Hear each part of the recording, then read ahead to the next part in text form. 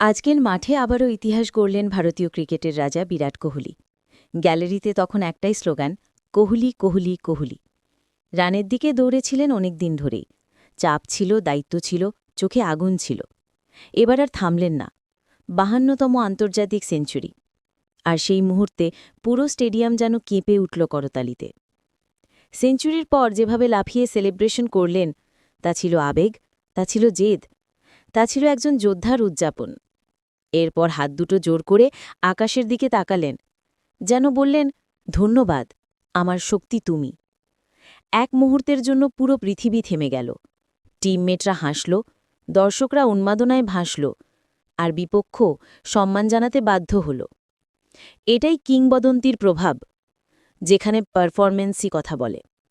এরপর ঘটে গেল অবিশ্বাস্য ঘটনা। নিরাপত্তা ভেঙে এক সমর্থক মাঠে ঢুকে সোজা দৌড়ে গিয়ে কোহলির পায়ে পড়ে গেল। মানুষটা কিছু বলতেই পারছিল না, কান্না আর আবেগে ভেঙে পড়েছিল। কোহলি শান্তভাবে তাকে তুলে ধরলেন, হাসি দিয়ে বললেন, শান্ত থাকো। সেই মুহূর্তে বোঝা গেল, সেঞ্চুরি শুধু ব্যাটে নয়, কোহলির চরিত্রেও। একই সাথে কিংবদন্তি, একই সাথে মানুষ। এই খেলোয়াড় শুধু রেকর্ড বানান না, তিনি হৃদয় ছুঁয়ে যান। এটাই Virat Kohli, the living legend.